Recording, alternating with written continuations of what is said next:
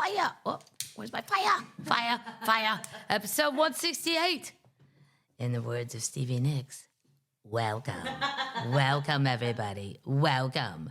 Stevie was not at the Grammys. Always disappointing, but there really would be no reason for her to be there at this point. Right. She's out on the road having fun. Yeah, so many things, termites.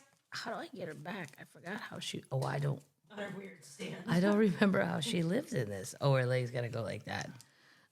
There we go. There you go, Stevie. Sit right there.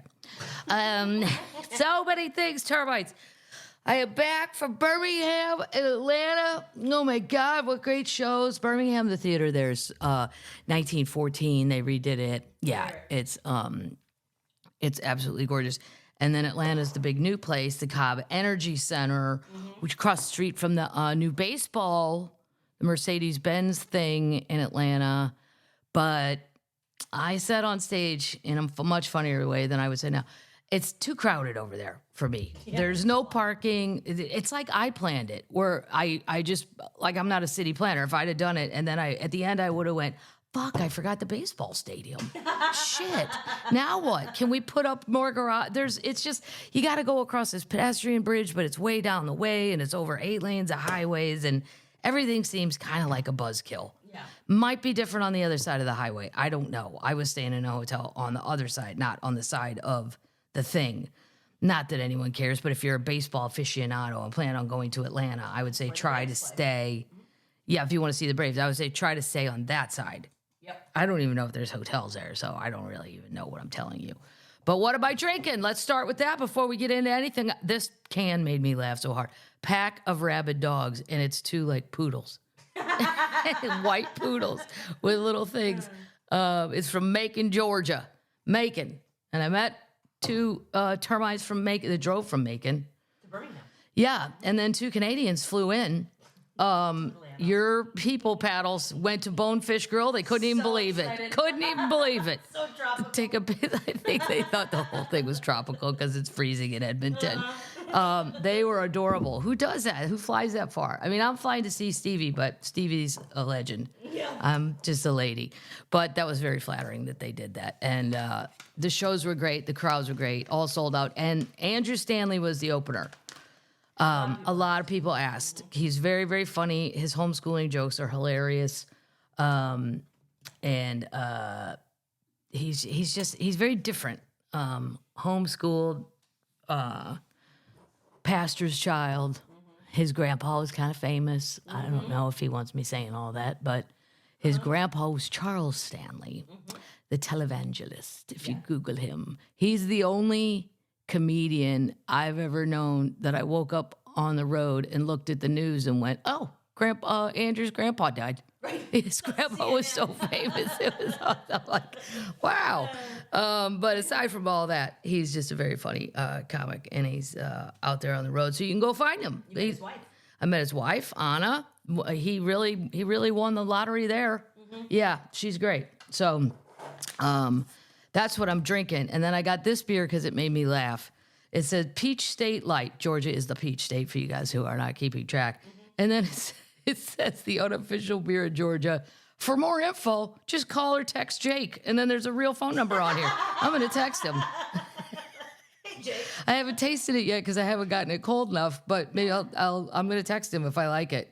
It's 1 pint, 4.2% alcohol. Good for you, Jake. Good for you, as Rocky Laporte would say. Good for you.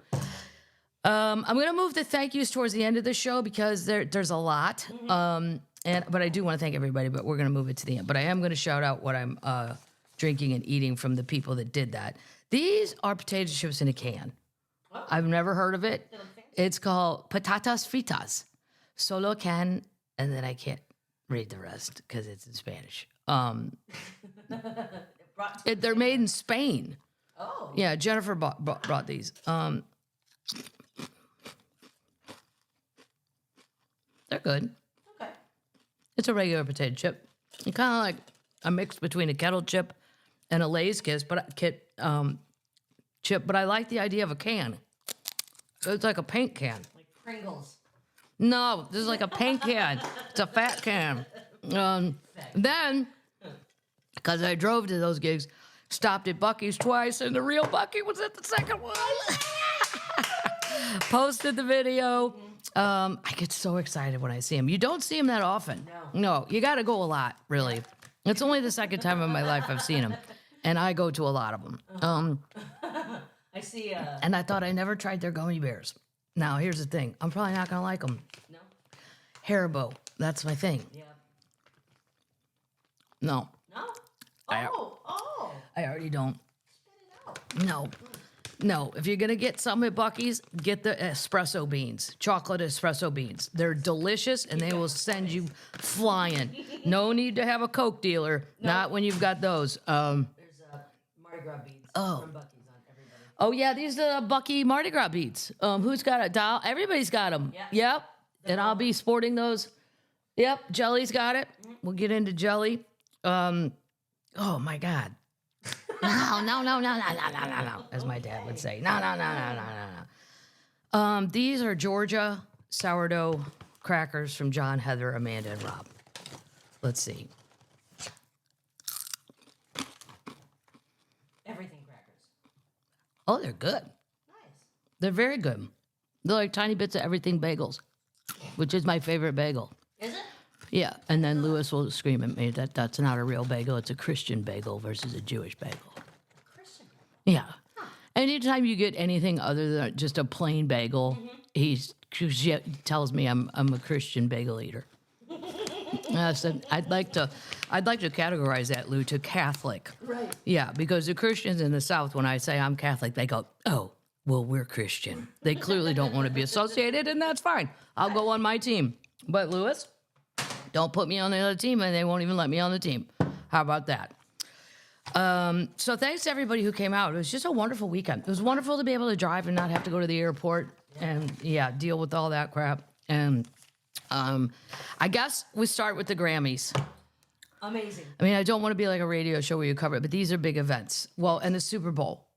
Now, here's the thing. In my bracket, I have the 49ers winning. But, caveat, I filled out my bracket when the Chiefs really didn't have their shit together. They did not. And then in the last few weeks, they've gotten their shit together. Yeah. So now I'm already in the bracket, but I can only get second place. So I'm going to bet on the Chiefs. Okay. And that's who I'm rooting for anyway. You're Chiefs. Right. I hate to root for the team and then bet for the other team. It's all too confusing emotionally while you're watching the game. It's too upsetting. So I'm going to say the Chiefs because I think Patrick, but now his dad arrested, third DUI. What is going on with Patrick Mahomes Sr.? Not a good week for it either, Dad. No. Could you just not get a DUI while I'm flying to the Super Bowl? Right. He's sitting in a jail. He's facing up to 10 years in prison. Wow. I don't know how he's still driving after 2, but I don't know when those were. Maybe it was a long time ago. I don't really have all the facts on that. But not good. It's a distraction for sure. And Tay-Tay's going to fly in and make it. The embassy released a statement. Yeah, I know. The Japanese embassy. The Japanese embassy released the statement. She will not end her show early.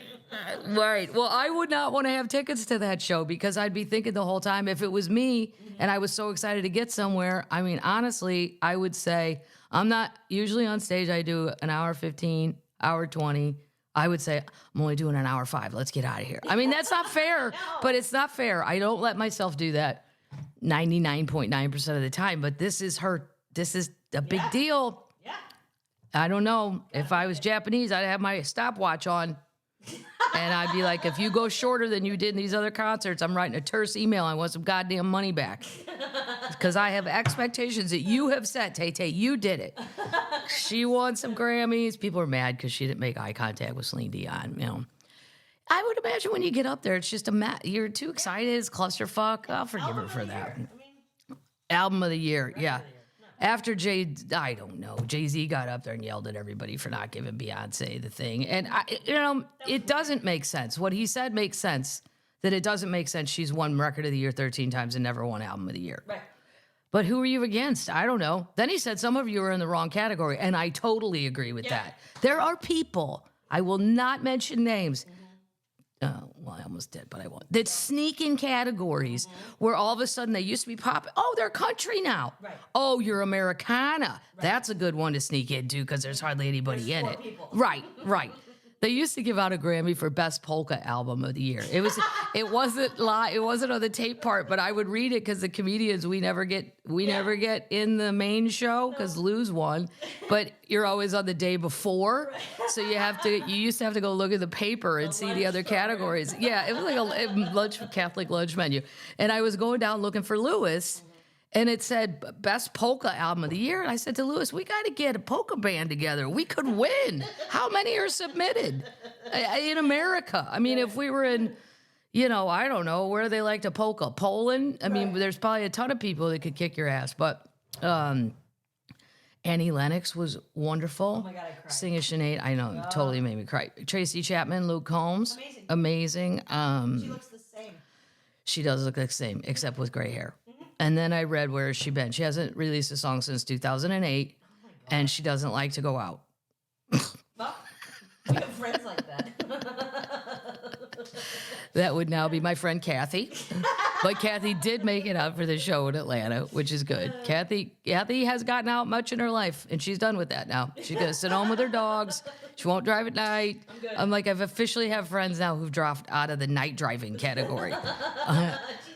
She had her friend Cooper drive. Yeah. Let's see. Cher, I got nothing. Jelly Roll was at the Grammys in his Carhartt. Love it. Bunny, he was all excited. He got to meet Paul McCartney. He did not win that Grammy, the one that I saw televised anyway. So that was too bad. But you know what? Get him next time. New artist. He got to go. And so this is how nice Jelly Roll is. Everybody he hires on his teams are local. Blah, blah, blah. They're all Nashville people for the most part. And my friend Dorf, who I talk about a lot on this podcast, his niece Brittany is married to Jonathan.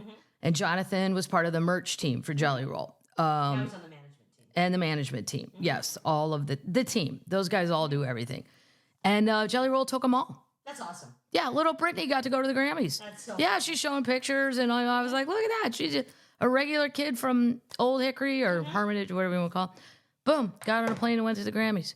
Because if you look at that place, it's huge. So all the tables that are seated, they got to fill the arena. Yeah, I mean, I'm sure it's not overly difficult, but you could also, if Jelly Roll says I need 10 tickets, that's fine. It's the old Staples Center. I would think. Is it the old Staples Center? Yeah, now it's called the Crypto.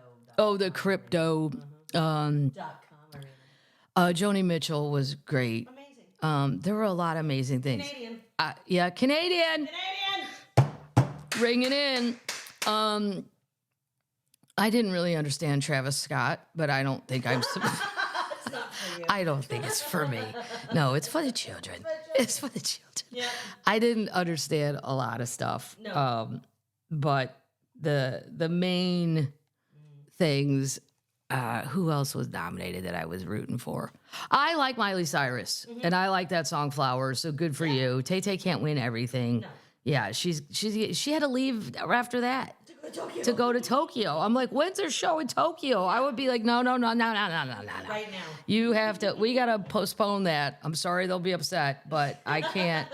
I cannot get from L.A. But at least she was in L.A. and it wasn't New York. Right. But still. But if Baby Cat was on the plane, I'd be excited to get back to Baby Cat. So she's probably got her cats on the plane. Yeah. And there you go. Yeah. She announced, for all you Tay fans, from the podium, she's going to have a new album April 19th called The Tortured Poets Department. I love it. See, screamed out loud. it's too long. That's too long of a title. Oh, it's wonderful. Yeah. No, it'll be a hashtag. A hashtag? Yeah, but it's too long of a hashtag. I think it's too long of a title. Okay. But that would just be the old person speaking in the meeting. You know, what would Bob Hope do, Taylor? Let's think of what your father says. What would Bob Hope do? The look on her face was like 17 pieces of a puzzle that just crashed in one area and went, look, I'm not sure who that is, and I don't know why you would throw that out. But anyway, I'm not voting for Marsha Blackburn. Done. Ever. Oh, yeah, Kelly Clarkson was nominated. Olivia Rodrigo, The Children. She for the children. Bono and U2's thing. Dude, if we're going all the way to the Sphere, could you sing something we all know? Yeah. Sunday Bloody Sunday would have been fabulous from there. Anything. He's just, I don't. Yeah. Whatever. I have an announcement about the Sphere. It's going to make my friend Little Dwarf very, very happy. So there you are, children, Tay-Tay people, Swifty people. New album. She's going to make you wait till April 19th. So good. And who knows what time of day that will drop. Nobody knows. Nope. Because the other one dropped at midnight because it was called Midnights. Get it? Ha ha, he he ha.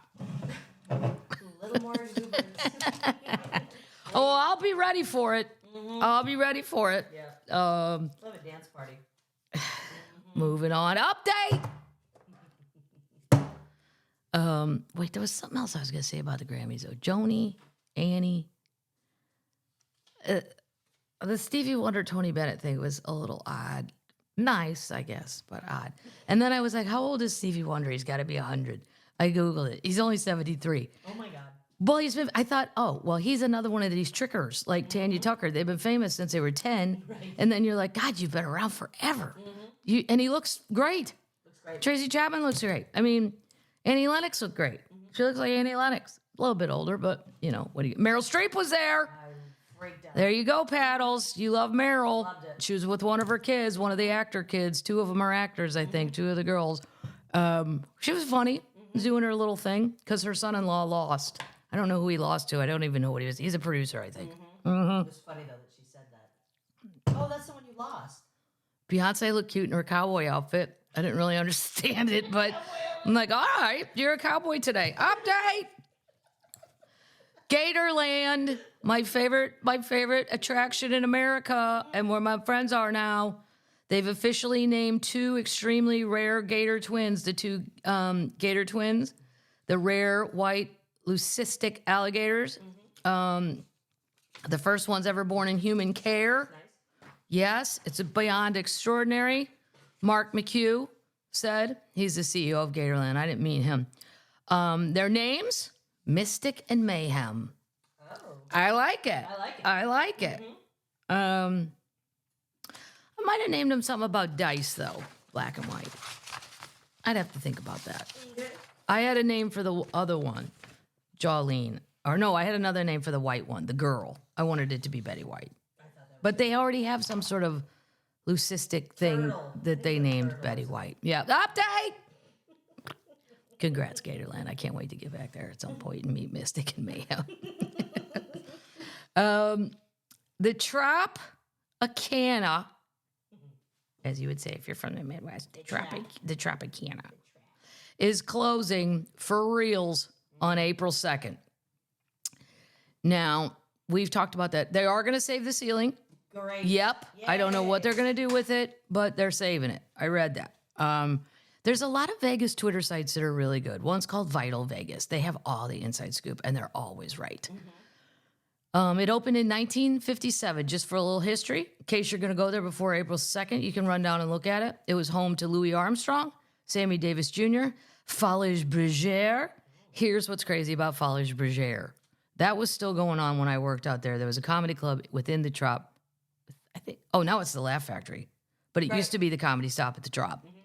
And then there was an employee cafeteria where you could go get just like, I don't know, deli sandwiches, or they had a grill, they'll make you a hamburger. So we would go down there, me and the comics, in like regular jeans and, or whatever, shirt, shorts, whatever. But the Foliage Bergère ladies would come down with the giant feathered outfits on. Yeah, and it's just to watch them stand there and go, can I please have a grilled chicken sandwich? Holy shit, look at their outfits.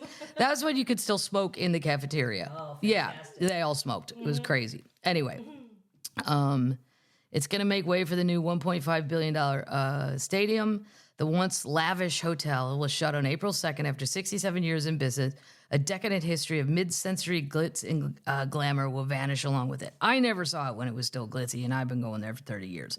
It was already it was fine, but it wasn't, like the Mirage was coming in, and that was fancy. Yeah. Like the Trop just kept going downhill and further and further. Well, parts of the 1,500 room hotel, it's like a motel though. In the back, when you go out, there's the rooms.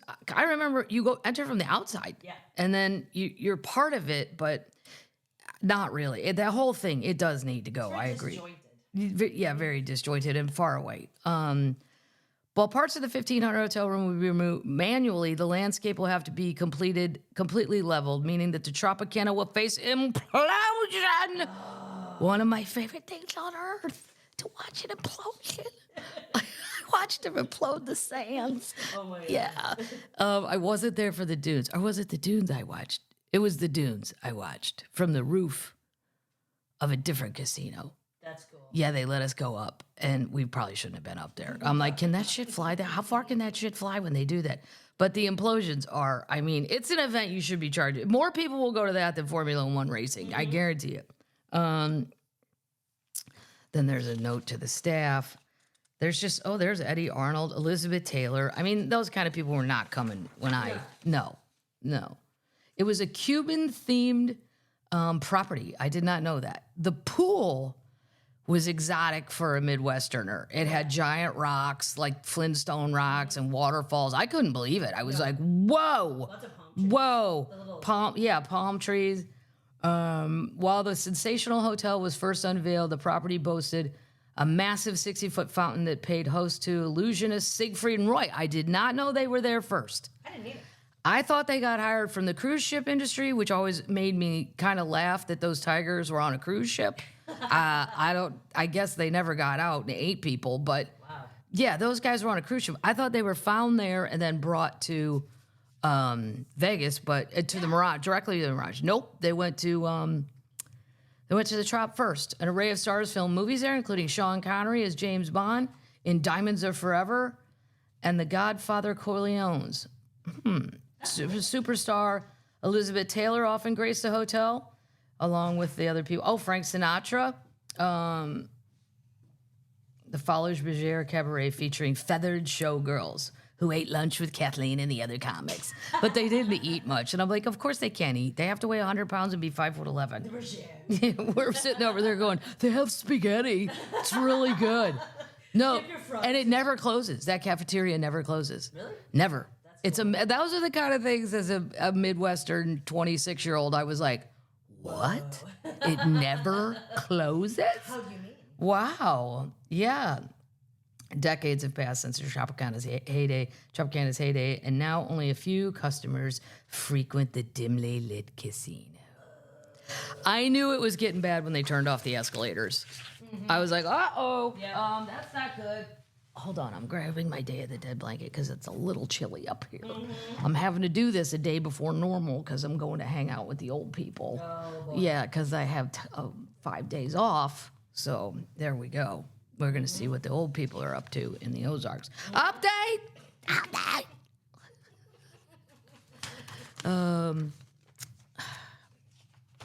This is a Banksy update. Okay.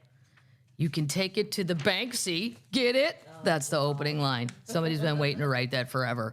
Crazy Horse, an aerosol painting executed on a car door in Manhattan by Banksy, the world's famous street artist, will go under the hammer and could fetch $200,000. I think it should be a lot more than that. Yes. I don't understand that. It was done near the corner of Ludlow and Stanton Streets on the Lower East Side, consisted of two vehicles being behind a lock fence that were painted with stampeding horses bearing them. Blah, blah, blah, blah.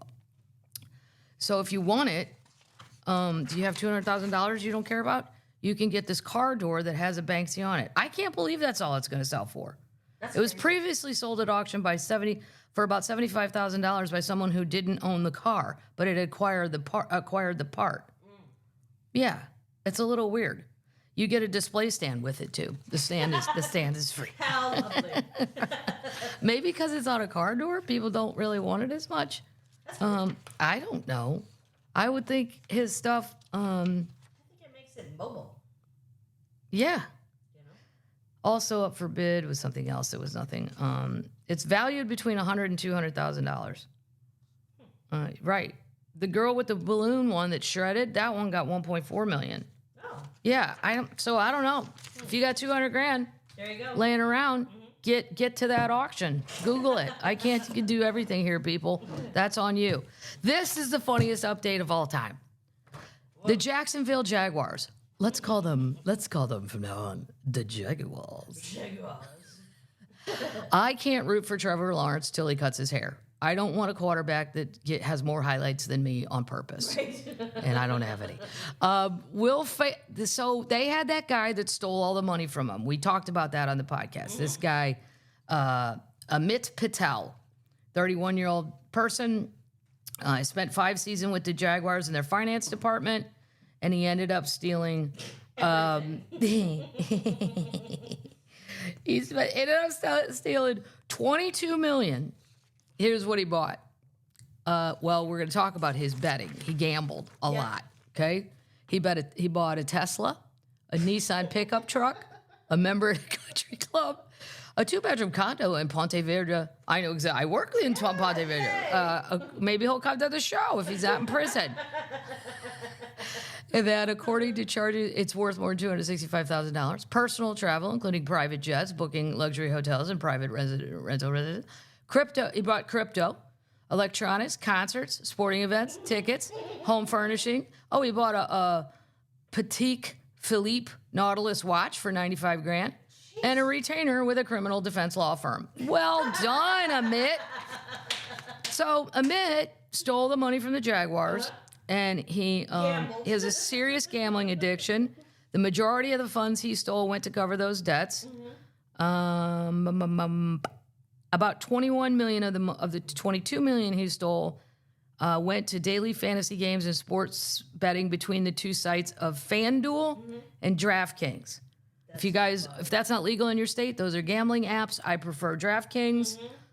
Fan Duel is a little, I think, harder to understand, but I don't know. My nephews like it.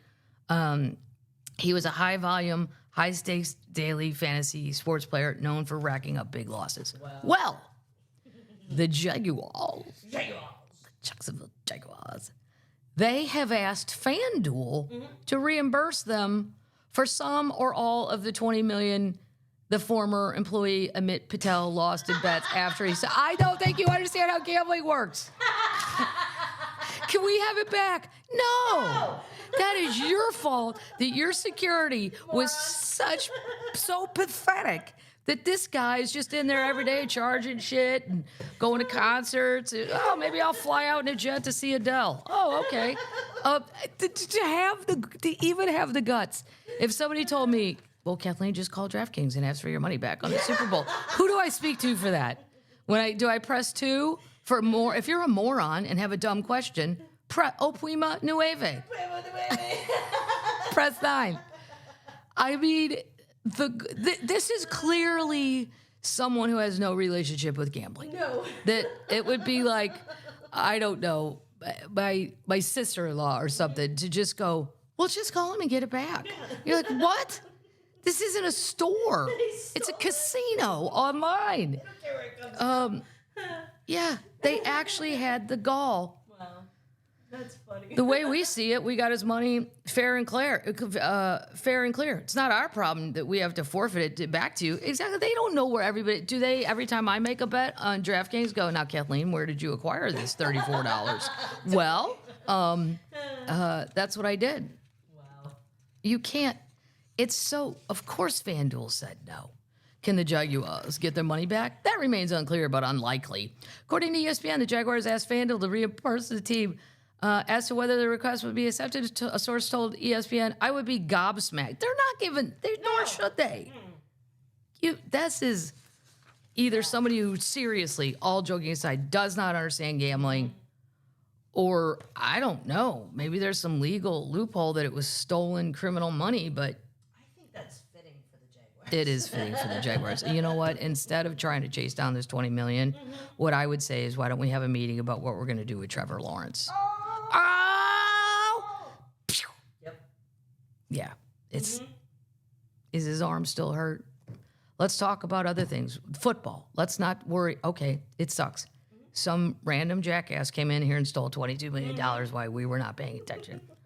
So somebody, Cindy, an accountant's in a lot of trouble. But mainly we're a football team, so let's focus on that. Oh. Focus on football. Can I have it back? Holy shit, they found it. This is crazy. a missing Botticelli masterpiece worth $109 million was hanging in an Italian family's home for decades. Stop it. And they've got the Interpol cop standing next to it. It's the Virgin Mary holding the baby Jesus, and they're all acting real proud that they're like presenting themselves like, here it is, okay.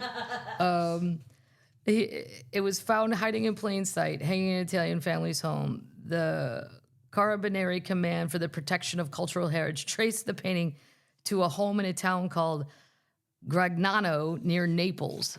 Wow. The portrait of the Virgin Mary and Child, painted in tempera on wood, was commissioned by the Catholic Church in 1470. Oh my God. Artist Sandro Botticelli. Botticelli's famous works include The Birth of Venus and Primavera. Italian authorities estimate the lesser-known painting to be worth $109 million. Wow. After an earthquake damaged the church in the town, it was entrusted to a local family, and they passed it down from generation to generation.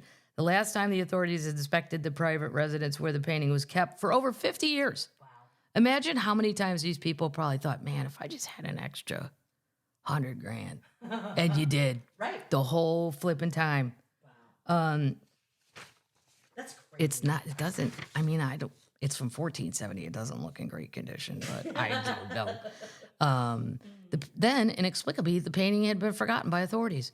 When, after research on these works to be inspected, we realized that a painting by Botticelli had been located at a private home, we decided to inspect it. Despite there being a record on file that the Salma family had the painting, even the local mayor knew about it, it somehow got added to the culture's Ministry of Missing Art. They're not hiding it. No. The mayor, everybody in town knows they got it, which is surprising they didn't get robbed. Right. It accumulated some damage over the decades, and by the time it was retrieved, yeah, it's in poor condition. Now it's going to have to go through a year of restoration work before it can be displayed in the public eye. Yeah, it's pretty beat up. You would think, too, somebody might have thrown it out. Right. I mean, at what point we're like, You can't throw Mary out. well, you can't throw the Virgin Mary out. No. Well, I don't know. I think it'd be bad luck. Well, I would feel it's bad luck, but I'm Catholic superstitious like that. Right. Yeah, maybe they are too, but are they. I don't know. We could have moved it. They're Italian. They are Italian. Italian, if you're truly from the Midwest. Pass me the Italian dressing. Eyetallian. Italian. Holy shit, they found it. This is crazy. A 2,000-year monumental Roman villa found under a seaside may be Pliny the Elder's house. Stop it. Yes. We've been drinking that beer. Pliny, I know. Pliny the Elder beer. Pliny the Elder beer. Researchers have discovered the massive thing while working on an urban renewal project in Buc-ee, close to the west end of the bay. 2,000 years ago, the villa would have sat on a cliffside, commanding 360-degree views of the Gulf of Naples and the islands of something and something that I can't pronounce in the background. He saw Pompeii blow up. Really? Yeah, he could see it, and he tried to rescue people, and he died of the gases. Wow. Yeah, he didn't realize that. I wouldn't have. No. I would not know those are poison gases coming. I do now, but only because I read shit like this. You read on the back of a Right, and he didn't have the internet, of a bottle so how was he supposed to know? of beer. The monumental villa, estimated to have been built in the 1st century, was discovered. Researchers, blah, blah, blah. The site of the villa lies in the vicinity of Punta Sparella on the coast of Cape Missiona. I don't know. Stop it. Just stop it, Kathleen. Northwest limit of the Gulf of Naples. It's home to an ancient settlement also called Misenum, which was the site of a significant Roman port. Pliny played a tragic role in leading a rescue mission across the bay, but died to asphyxiation due to the noxious gases emitted by the Vesuvius volcano.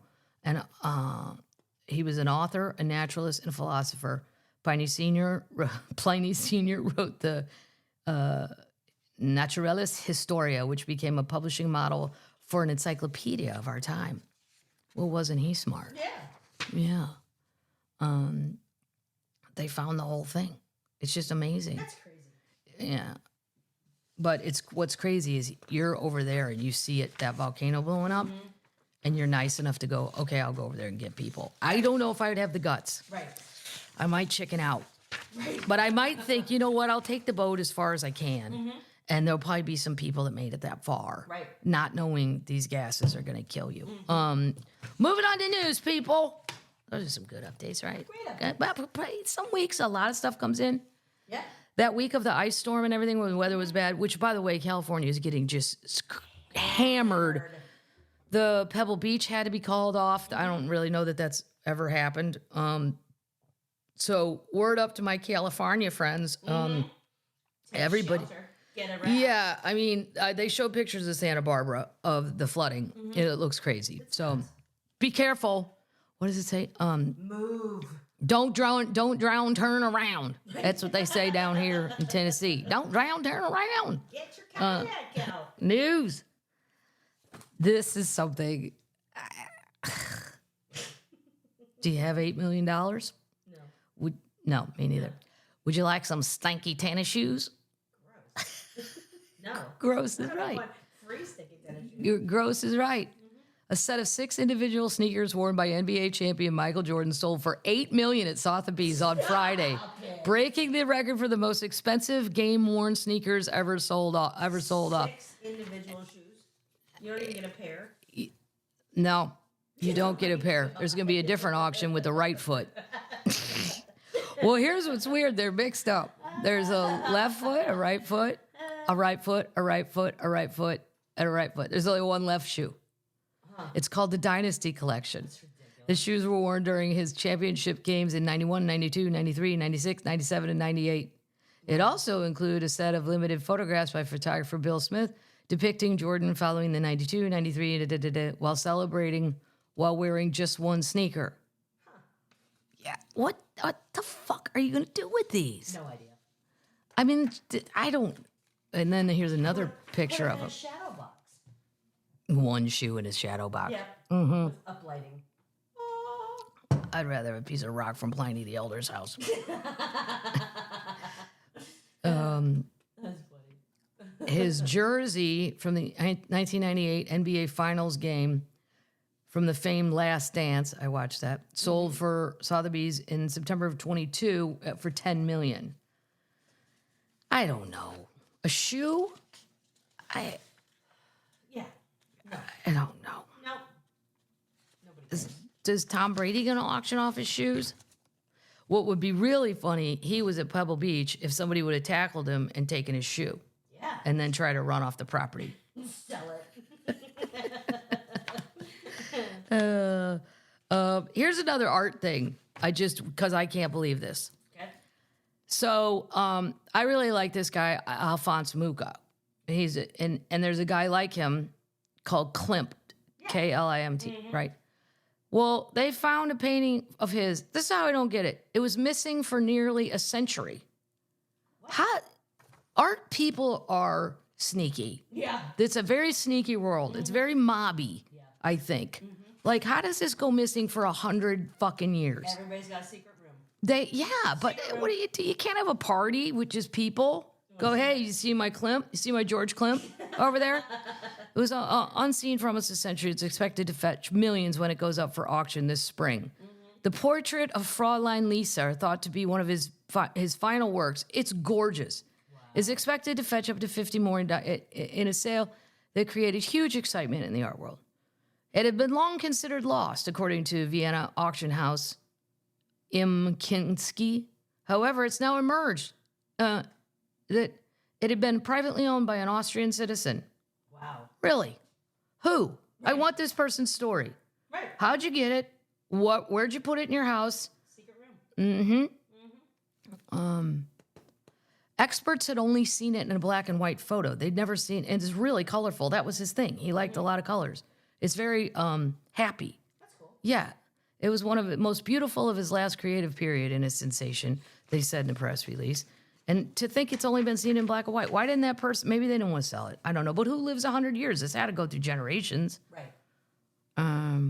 The sitter is known to have been a member of a wealthy Austrian Jewish family who were then part of the upper class of society where Klimt found his patrons and clients. Nevertheless, her beauty, that's the one, the sitter, I get it. I thought they meant the keeper, the lady. Right. Her identity is not completely certain. They never explain what the hell. Well, Its exact fate after 1925 is unclear. What's known is that it was acquired by a legal precedent in the 60s and went to the current owner through these successive inheritances. Paintings being sold on behalf of its Austrian owners who have not been named, along with the legal successors of Adolf and Henriette Leeser, based on an agreement and according with the principles of 1998. wow. Right. That's crazy. Yeah. Go look at it. We'll put it in the show notes. Yeah. It's this should be. I could see why 54 million Really? if you had it, but then you're going to have to spend what? How much to protect it? A security guard. One security guard is not going to do it. Full time. We have 100 at the Louvre, and they can't stop pumpkin soup from coming in. Well, if it's in your living room, that guy can just sit there. Just have one. You know, With it's a weird. shotgun. Just one dude in your house sitting in a chair with a shotgun. Every morning you get up. Hey, Bob, you want some coffee? It's just me and you. Do you like pancakes? How about frozen Eggo waffles? I love them. So awkward. So strange. Rich people, their lives are just bizarre. Speaking of rich people, too. I know I'm deviating a little bit here. But Ryan Murphy has a new show on FX called Feud. And it's all about Truman Capote and his swans, the upper elite. And it is deliciously fabulous. Fantastic. At first, I saw a picture of the guy playing Truman Capote. I'm like, meh. But then, boom, in the show, he's just wonderful. And he talks with that weird little voice. And it's so good. And so many great people. Jessica Lange plays his mother. Chloe Sevigny's in it. Demi Moore. Julianne Moore? Julianne Moore's? No, Demi Moore. And Julianne Moore, I think. I don't think Julianne Moore's in it. Maybe not. I wish she was. Calista Flockhart, who doesn't even, none of them look like themselves. No. They play the rich, older, he just got everybody. I'm not saying it's the best show that's ever, Gristella is the best show that's ever been made. But the six-parter, this is fun. It's delicious fun, gossipy, all that kind of rich people stuff in New York. And yeah, he plays a wonderful Truman. There was a video on Truman Capote. He was on the Today Show 100 years ago. I don't know if this video is findable online. At the end, he showed up drunk on TV a lot. But he went into the Today Show, and whoever were the hosts, this is way back. And for the children, Truman Capote was an author, a little tiny man, and he wrote In Cold Blood. And if you've never heard about that, you should probably go read that. But then he became like a cause de celeb. He was a celebrity by proxy, and he went to all the best parties, and he did everything, really. And he talked with this very strange accent, because he's from Alabama. So What? yeah. Wow. Uh-huh. Anyway, the Truman, so he went on the Today Show once, and he was clearly shit-faced. And they go, Truman, it's been rumored that you have a problem with alcohol. And he goes, alcohol? Why, that's the least of my problems. I was like, oh my God. So for like 3 years, that's all I said to my brother. That's funny. Alcohol? Why, that's the least of my problems. News. This is crazy news. Crazy. Wow. It's terrifying. Okay. A 3,500 strong army of marauding monkeys invade a city center and force tourists and locals to flee and close the shops. Oh my God. Now, you may think this is not a big deal until you see 3,500 angry little monkeys coming at you. You will fucking panic. It's in Thailand. They've run a city in central Thailand into the ground.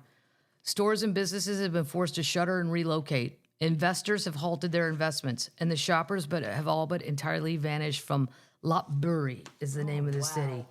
The Thai city, once a thriving hub for tourists who have flocked to the city to see the wild monkeys, has now been completely overrun by an army of 3,500 who have taken control. That's crazy. I mean, it's not funny if it's happening to you. No. But to watch them come into the town square, 3,500 plus, I'd say. Some locals have fled. Others have been forced to barricade themselves in their homes in a desperate bid to protect themselves against the rampaging monkeys. We live in a cage, but the monkeys live outside. So-and-so local said. So-and-so went on to say that she has had to cover her terrace to prevent the mob from raiding her home in search of food. Oh my God. They had to establish several no-go zones through the city as some of the areas have been taken over by a warring rival monkey gang. What? Yeah, it's going to be war in the town square. At first, the locals attempted to keep the animals at bay by providing them with junk food, but that plan backfired and seemed to only make the monkeys more violent. Don't give me Cheez-Its and expect me to behave. No. That's the lesson there. It's not going to happen. I'm going to want more Cheez-Its till that box is empty, and then I'm going to empty the box. Like, ah! They'd been giving the monkeys sweets, fizzy drinks, and cereal. Sugary treats, which are known to make the monkeys more hyper and sexually active. Oh, Sugary God. foods can increase the productivity of the monkeys and stimulated the monkeys to reproduce more. So-and-so from the national park said. Female monkeys already have the ability to reproduce twice a year, and the frequency which they've been given sugar meant that these monkeys had an abundance of energy to do so. Pre-pandemic, monkey and man lived in harmony in the city. The macaques attracted tourists to the city. These tourists would buy bananas to feed them and pose with them. But that balance quickly collapsed when lockdown stopped and the steady flow of tourism, leaving the macaques desperate for new food. Wow. Mm-hmm. They're hungrier and more aggressive than ever. They think they can take anything. The comb, the mirror. If I leave the food unattended, they steal the food as well. They're used to having tourists feed them, and the city provides no space for them to fend for themselves. When the tourists were gone, they've become more aggressive, fighting humans for food. They invade buildings, and they've forced locals to flee. They can now be found. They sit above rooftops, ready for ambush. They run riot on the roads, even rob passing cars. Oh my God. Wow. They're going to launch a sterilization program. That still hasn't worked with the hippos. No. I don't know when that's all supposed to happen, but I just read an article that they're attacking people now. Really? But yeah, Pablo's hippos. Wow. Yeah. In 2020, authorities were able to use large fruits to lure several hundred monkeys into cages so that they could sterilize them. At first, they were successful, managed to catch some 500 monkeys on a daily basis, but now the monkeys have caught on. Yeah, you can't catch them anymore. They're like, don't fall for that bullshit. Yeah. In some groups, the head of the group of monkeys tries to stop their clan from going in the cage. Mm-hmm. Managing to capture a mere 20 is proving to be a challenge. Wow. It's like that movie, Monkey Shines, that I watched with Lewis 100 years ago. I'm telling you. Which Zodiac signs have the most serial killers? Scorpio. Well, one I would have guessed. Scorpio? Yes. Those people are crazy. Scorpios, well, Scorpion. Right. It's yeah. I have what's weird is I have 3 friends that are born in the first week of November. As a Libra, why do I have 3 Scorpion friends? Probably because they're more decisive. Yeah. And then to watch them fight amongst each other, like we were all friends. The 4 of us are friends, and then it would be like somebody'd say, "Well, let's go out to eat." Well, where do you want to go? I'd go, I don't care, right. And I truly don't care. I don't give a shit. Probably not Indian. I have a tough time with Indian food. It's the only thing I don't really. And then I went to go eat Indian, and my friend said, "This is the best one in town," and it was crowded. And I'm like, "Well, I don't like the best one, so what are the odds I'm going to like the shittier one?" But agreeable. Libras don't care. Libras don't want to make the decision. But to watch the 3 of them fight, pew, pew, pew, pew, pew, pew. I'm like, let me know when you've all poisoned one another with your tails and you're done, and tell me where you're gonna eat. If not, I'm gonna be at Bestie's, the sports bar in the alley, having some wings.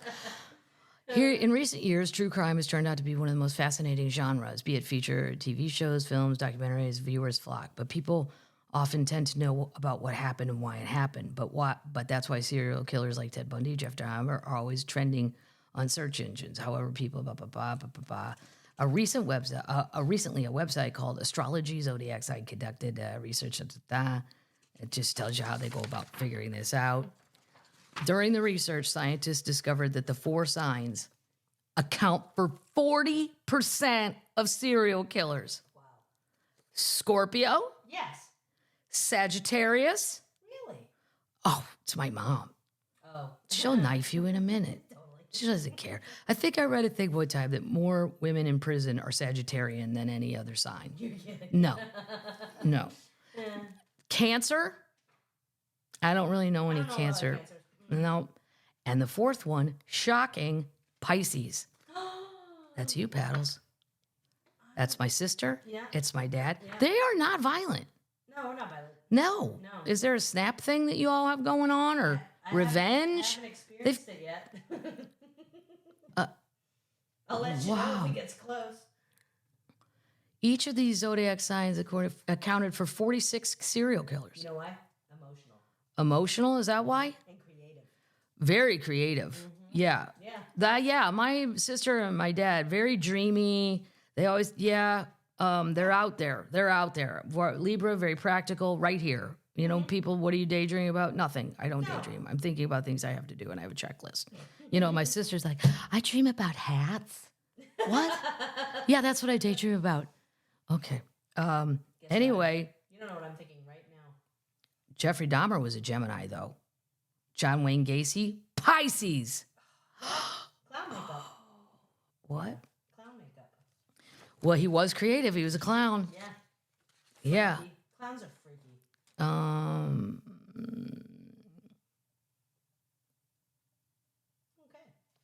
Well, there's a comment on here that was just I was reading the comments. So just so you know, if you don't want to be killed by a serial killer, try to stay away from Pisces, Cancer, Sagittarians, and Scorpions. I think my Scorpion friends, though, would serial kill other Scorpions. Yes. Because they're the ones that challenge them. Versus a nice Libra, we don't do anything. We're just over here being quiet. You tell me where we're going to eat. I don't give a shit. I'll kill ya. All right. This is not funny. We're just going to touch on this for a minute, though. Okay. Because I think it's bizarre. The Kansas City Chiefs guys. Oh, wow. This is crazy. Well, more keeps coming out. So if you didn't keep up, I'll fill you in real quick. There was a guy, and he is in a rental house. He invites original story is he invites 3 of his friends over. So there's 4 guys. In Kansas City to watch the Chiefs game. Against Buffalo. Against Buffalo. So we're going back a couple weeks. And then a 5th guy shows up. Well, Sunday comes and goes. Monday comes and goes. These 3 guests, original 3 guests, are nowhere to be found. Right. So the families, the fiance, boyfriends, whatever, girlfriends, whomever, are texting. No one's answering. So one of the women, a fiance, goes over to the house, knocks on the door, nothing happens. She breaks in through the basement, comes up through the top, goes in the backyard, and finds 3 of them frozen to death, including her fiance. So she calls the cops, blah, blah. The owner the man who lives in the house opened the door in his boxer shorts with a glass of wine and said he'd been passed out for 2 days. Okay, I have been very drunk in my life, but I have never passed out for 2 goddamn days. And drank Merlot for breakfast. Yeah, and then come out with hey, have you seen this is a new Pinot from Northern California. He is fine. Now, the other guy, the 5th man, he chimed in, I was there too. I just want to get a lawyer and say I was there, but I left early. Yeah. Okay. So the one person said there's rumor that the guys were found sitting up in chairs. All I can think of is The Shining and Jack Nicklaus frozen. Because that's that weekend where in Missouri, Tennessee, everywhere, it was like 2 degrees or below. Yep. Because they played the game. Well, because my friend Aaron goes, They were going to cancel the game. They were going to cancel the game. It was too cold. They couldn't make up their minds. That's how cold it was. And then one of my friends said, well, what would they have gone outside for? I'm like, smoke, if they want to go have a cigarette or smoke a joint or something. Well, the toxicology reports say that they have cocaine, THC, and an inordinate amount of fentanyl. Like a 10% thing can kill you. They were at 30. Wow. So somebody got a bag of blowout that was laced with fentanyl. But I'm going to need to hear from the man who rented the house. He's a scientist, too. So there's some people saying, but they were his friends. Why would he kill his own friends? Right. But also, why are you not awake on Monday or Tuesday? And one of the guy's cars was in his driveway. He never left. He said he never left his house. The other 2 cars were on the street. That would have made sense if they Ubered home. They left their car. But all three, and this guy didn't notice. And the fifth guy is who I think we need to talk to and go, did somebody mention cocaine? Was there a bag of cocaine? Who bought the cocaine? Where did it come from? Right. I don't think you're ever going to be able to prove anything, though, unless they start ratting themselves out. Ring doorbell. The two that are left. Yeah, but let's say the guy did buy a bag of cocaine. The guy who rented the house, the host. We'll call him the host. The host. He may not have known there was fentanyl, that it was laced with fentanyl, but he didn't do the coke. Right. Why are you buying coke if you're not going to do it? It was a party treat. Come on. Party treat. I've never bought cocaine. I don't know. It's usually people who have a bag of cocaine are also doing cocaine. From the things I've experienced through working in restaurants and stuff. Who's ever got the blow is also doing the blow, which is the problem of being a blow dealer, because you end up broke too. I've seen it a million times in the restaurant business. Yeah, you think, oh, I'll just sell this. No, your nose is going to be fucking flat in an hour. You're going to be like, what happened to all my money? Oh, my God. I always called it the devil's drug, because it's just affordable enough that if you bartend all night, we'd make $100, and then I'd watch my friend Pam go spend 60 of it on blow. And I was younger than these people. So I'm 21, they're 35. Right. And I'm watching it all going, the last thing I need, because I have an addictive personality anyway, is to get involved with that. Right. I'll just take my Marlboro Lights and be over here in a corner with with my light beer. It's just wonderful. Right. So it's affordable enough. It's not out of reach. No. If you made $100 tonight, you can get some coke. It's a terrible, terrible, terrible drug. But I think there's a lot more going on, and I don't know that you can prove it unless that fifth guy, not the host, starts ratting shit out. Possibly. But why would you kill your friends? There's something else that nobody knows yet. I don't know what it is. It's a mystery. Yeah. I'm going to keep updates going on it. Great. But it's not funny. I know that. But it's a thing. Now, this makes me so proud and so yet astonished. Byron Allen, he's at it again. For you people who don't know Byron Allen, he was a comedian back in the day, funny enough, and then he created a show, Byron Allen, called Comics Unleashed. I was on it a bunch. I didn't really understand Byron's purpose. He was the host, but he didn't really host. It was just a strange format, very friendly. Yep. But to me, at the time, just another comic who thought of a pretty good show. It was on late at night. It's still on. People still will text me every now and then, hey, I saw you on Comics Unleashed. Liked your hair in the 90s. Okay, well, do you all have movies of yourself with bad hair? But he went on and on business-wise. He's like a wizard, business wizard. He owns the Weather Channel. If I could buy one thing, if I had a lot of money, it might be the Weather Channel. Really? I love weather. Because you want a jacket. I want to work at the Weather Channel, but I can't understand science, so they'd have to think of something else for me to do. I would go out in the hurricanes. Even, oh my God. Yeah, I would do it. Anyway, Byron, he tried to buy the Broncos. I remember that. Right, and he doesn't get enough credit for being a comedian who also had this talent. Right. This is crazy. Right. Well, he's offering $14 billion for Paramount Global. Oh my God. Billion. He told CNBC on Wednesday that he has the money to finance a deal. Show me another fucking comedian that's worth $14 billion. Not even Seinfeld has that kind of money. Who's the most successful? But Foxworthy, Roseanne, Jerry, they don't have this. Did he not like the Paramount Plus app? I would buy it. He has a long history of making offers, but only a few of his bids have resulted in sales. His bid for linear TV assets come as the media landscape shifts away from traditional TV towards streaming. Wow, that's awesome. We have more than enough capital available to us. The real challenge is the certainty of a close, he says.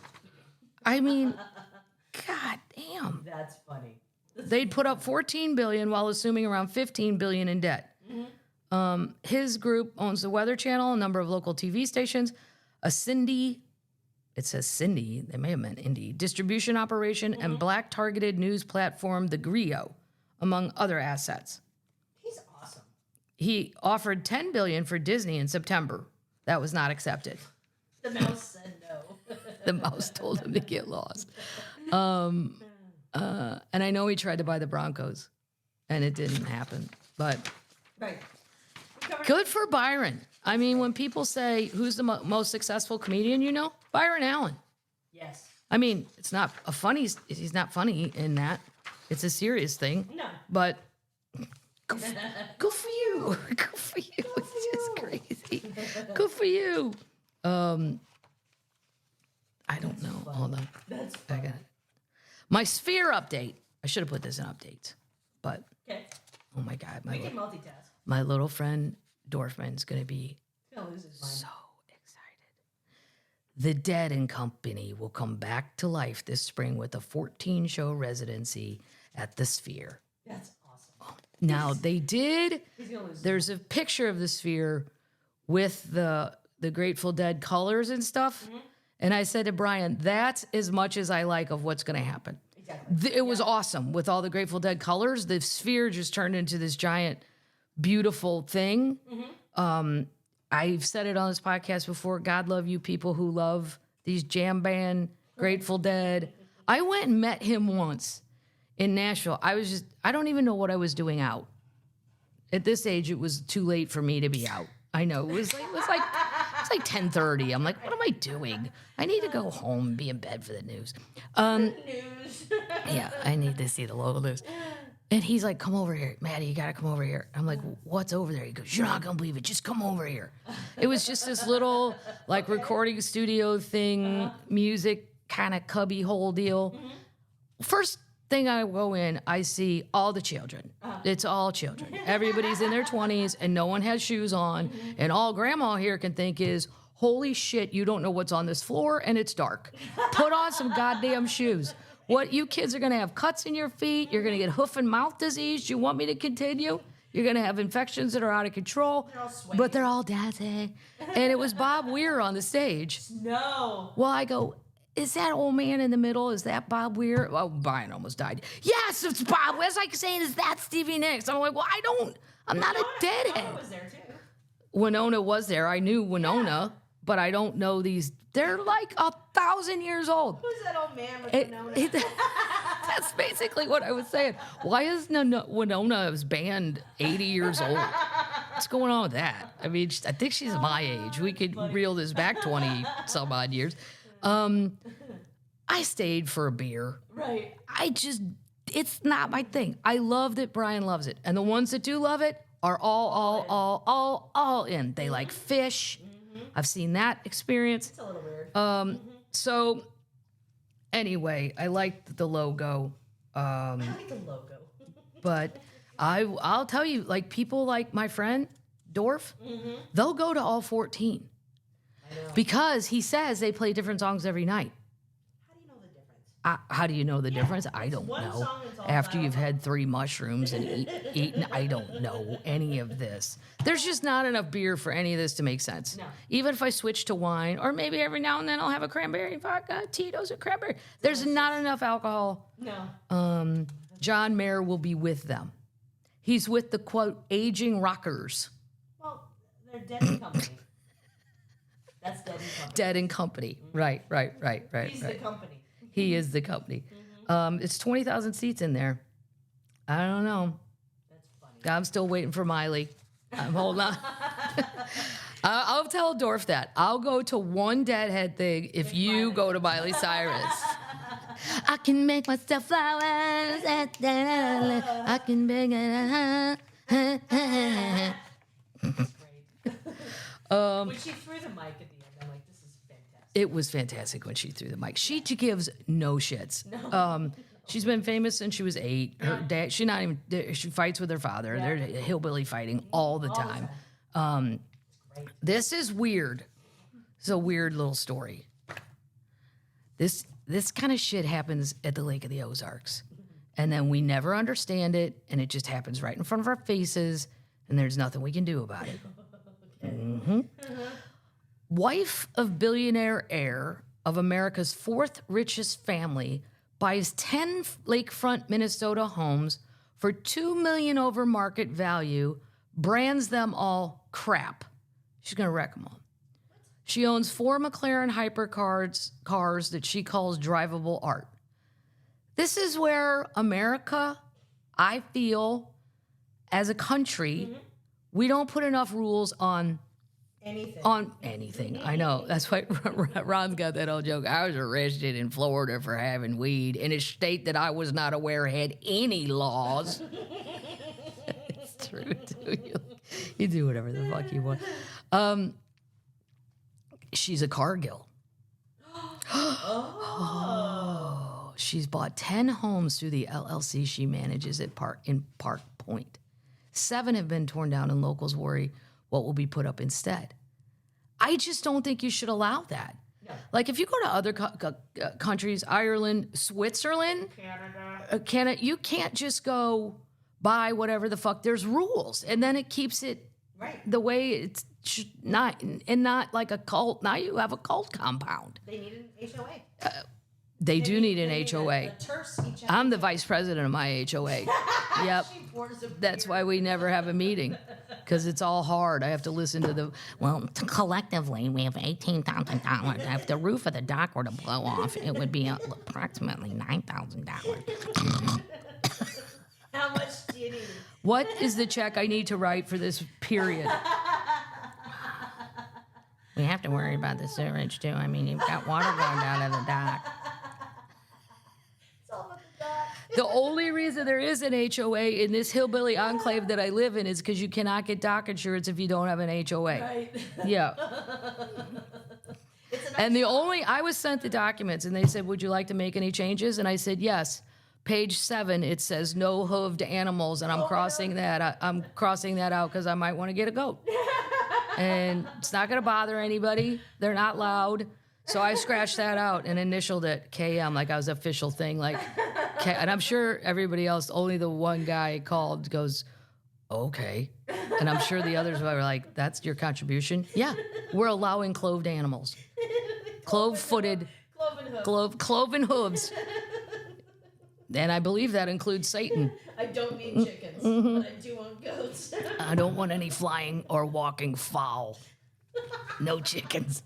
I don't want to hear a fucking rooster. The guy behind me has a rooster, and I think it's dead now. But you're in Nashville. I know. Well, technically I'm in Nashville, but technically I'm at the very, very edge of Davidson County, slipping into the next county. He had a rooster. Even the cats hated it. And I'm like, you're cats, gang up. There's 4 of you. Go kill it. Oh. 4 a.m. in the summer. Anyway, I digress. The wife of the heir of one of America's richest family is mysteriously buying lakefront homes in Minnesota that she has branded pieces of crap. Kathy Cargill. Can you imagine somebody just coming into your subdivision and going, this whole thing is a shithole, I'm buying it. I'm going to crush it all. Whoa. She's bought 10 homes through the LLC she manages on Lake Superior Sandbar in Duluth. Minnesota termites, are you aware of this? Uh-huh. Duluth termites? We got to look it up. Put it in the show notes. Well, what is she doing? Why is she doing this? Wow. If you're a Cargill, you don't need to go be doing real estate deals to make money. No. It doesn't make any sense. No. She's the wife of billionaire James Cargill, who's one of the heirs to the largest privately owned company in the United States, which sells food and beauty products.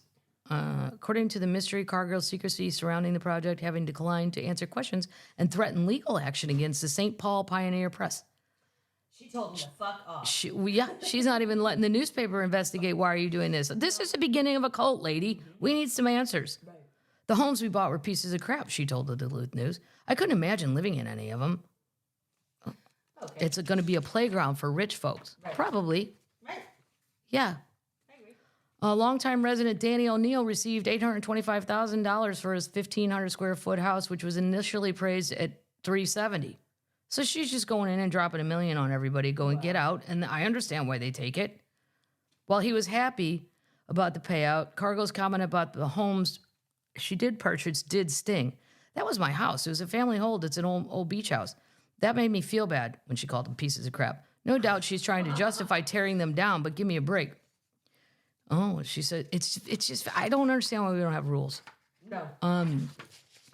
So, and you know, they still, well, if you don't have an HOA, that is a problem. But also, those old places aren't going to form an HOA. But if within an HOA, you're not allowed to buy a certain amount. But if you use these companies and hide behind them, you could create an LLC today in an hour online. Yeah. The 10 homes purchased in just 1 year with a median price of $477. There's rumors swirling that another 3 sales are in negotiations. Okay. No building permits have been issued so far. Well, she's got some permit to tear it all down. The miles of beach are open to the public. Oh, well, that won't last. No. The community remains tight through their own neighborhood newsletter, an email list server, and a community hub. How Hallmark. Where's your Facebook page? Welcome to our Hallmark town. This lady loves McLarens, those cars. They're the 4th richest family in the United States, worth $47 million. The family now has 14 billionaires, more than any other family in the world. That's crazy. Yeah. It was founded in 1865. Cargill is headquartered in Minnesota.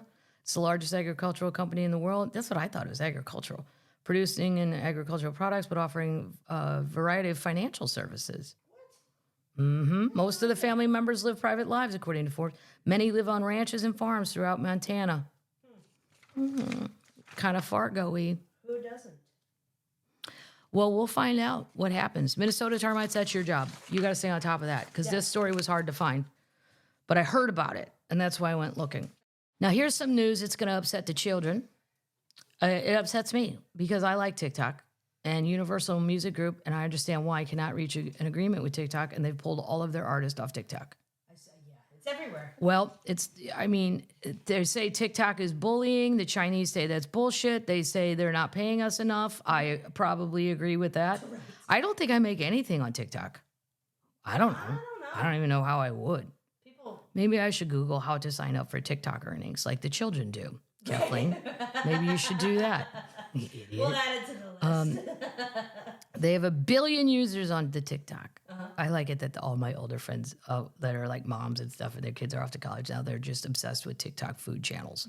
All they watch is people, look at this pie. I'm like, yeah, I'm never going to make that pie.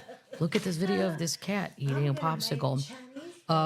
Here's the people, though, that Universal has. Here's the people that are disappearing. Okay. They're already gone. It's only been a week. Right. The Chinese are going to have to pay up. Right. If you want to deal with these people, here's who you're losing. The Beatles, Elton John, Rihanna, Pink Floyd, Eminem, Mariah Carey, Taylor Swift, Beyonce, the Eagles, Celine Dion, Rolling Stones, Drake, Justin Bieber, all the Biebs. U2, I'm okay with that. Phil Collins, yeah, I'm okay with that. Frank Sinatra, who's? Really? Yeah. Katy Perry, Jay-Z, Metallica, Lady Gaga, Maroon 5, Adele. Oh. I love Adele's videos. I do too. Rod Stewart. Rod really likes Rod. You can tell by his videos. But I went to see him with Cheap Trick, my friend, because Dex, the drummer. Cheap Trick, way better, by the way. A real band. Yeah. Rod's a Vegas show. And that's fine. He's cute. A lot of dancers. Lot of dancers. But he even takes dancing and makes it another layer of Vegas hacky. You caught a soccer ball, though. Yeah, I did catch a soccer ball, which is amazing. Yeah. Yeah, because he kicks him out at the end. Even though he's old, he can still do it. The Bee Gees, Nicki Minaj, George Strait. Oh, my brother-in-law Matt will be so sad. Right. George Strait. I'm sure Matt doesn't even know what TikTok is. Nope. But he knows who George Strait is. God damn it. Shania Twain, Guns N' Roses, Backstreet Boys. So if you're wondering on your TikTok, no post. No Post Malone. Well, yeah, he's not on this list. Oh, he might not be on that label. He's probably not on Universal. Good. Right. I use him a lot in my talks. Here's a happy story if you're Catholic. If you're Catholic, we love relics, Catholics. We love any kind of bones you got. We have an arm on tour right now because Lewis saw it and sent it to me. He's like, have you talked about this on the podcast? Yes, Lewis, I talked about it 2 months ago.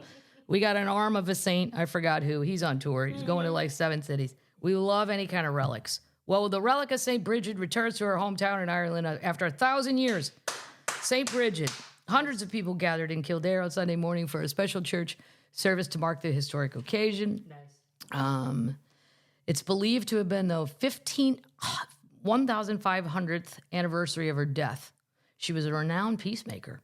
She was buried beside the main altar at a church in Kildare, with her grave becoming a shrine for visiting pilgrims. Around 300 years later, when the Vikings raided Ireland, her remains were moved to Downpatrick Cathedral in present-day Northern Ireland for safekeeping.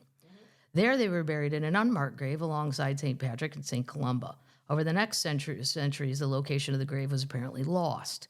According to a Christian historian, in the year 1185, the Bishop of Down prayed to show him the location of the three saints' relics, and a beam of light shone on the spot of the church floor, leading to the discovery of the remains. Whoa! Well, we're not sure it's them, but we found some bones. Let's just say it's them. Why not? It's a miracle. Come on, we're going to charge cash to get in and see this shit. The relics remained a shrine at the church for over 400 years before it was reputedly destroyed by Lord Leonard Grey, British person. Yes, an appointee of Henry VIII. Exactly. When they wrecked our churches and did terrible things. Despite the destruction of the shrine, the relics were apparently saved and spirited away to the continent, with the tradition holding that the three Irish knights took a fragment of St. Bridget's remain to a small town outside of Lisbon in Portugal. Wow.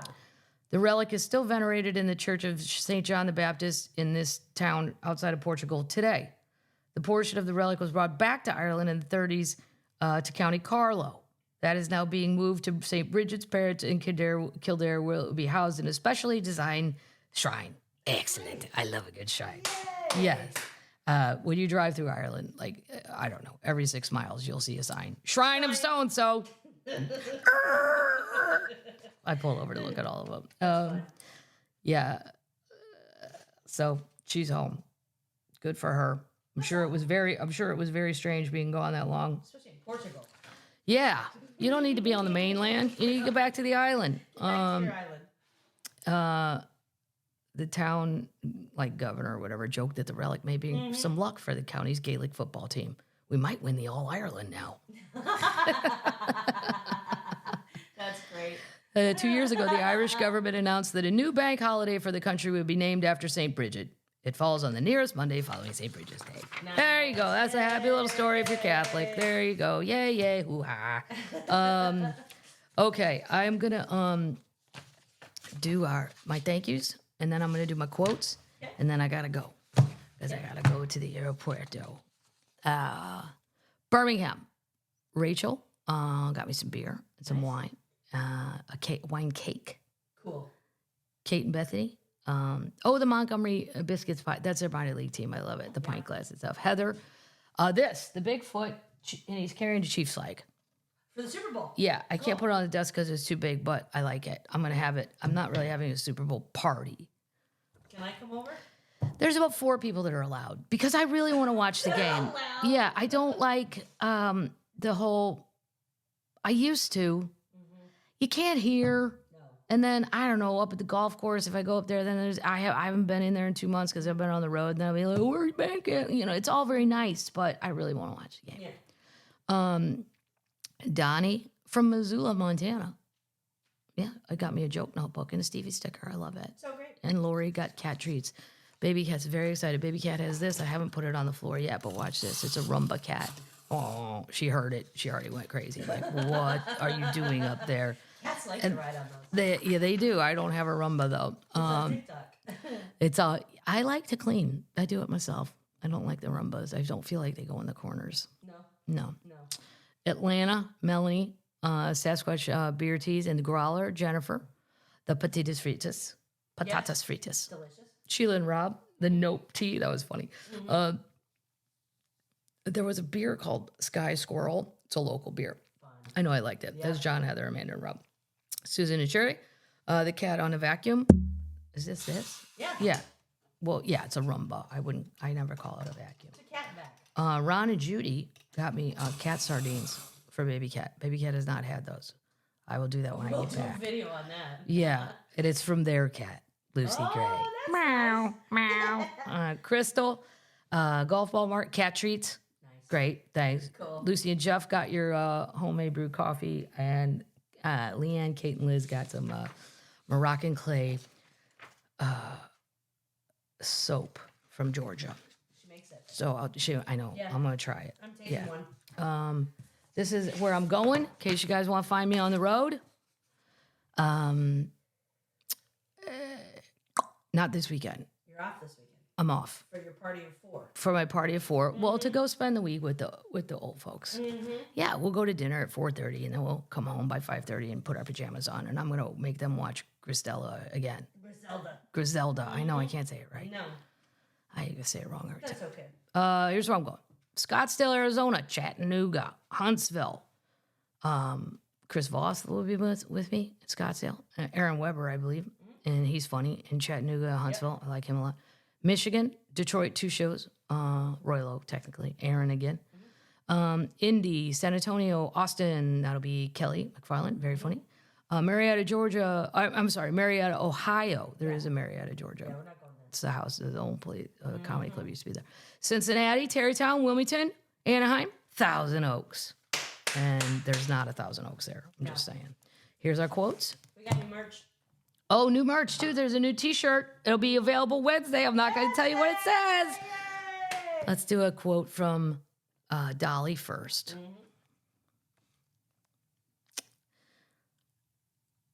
Reflecting on her career longevity in an interview with Larry King Live. When you do something that's great, it's really hard to go back and top it. And I've kind of always had a philosophy that I don't chew my tobacco more than once. Oh. Well, Something tells me there has been a time where Dolly has actually dipped. yeah, exactly. Yeah. I'd be all into it. I tried it once. I didn't like it. I swallowed it and threw up. It's great. It'll make you vomit if you're not used to it. Nope. Tay-Tay. This was to the Daily Beast in 2012. I feel like I get my heart broken more than break hearts. Not anymore. Yeah, not anymore with Travis. Except that's why you get to write all these songs. Yeah, Yeah. because your heart's broken. She'll do a love album. How much will you do? How much will you forfeit sadness for success? Huh? This much. He broke up with me again. All right, termites. Are you ready?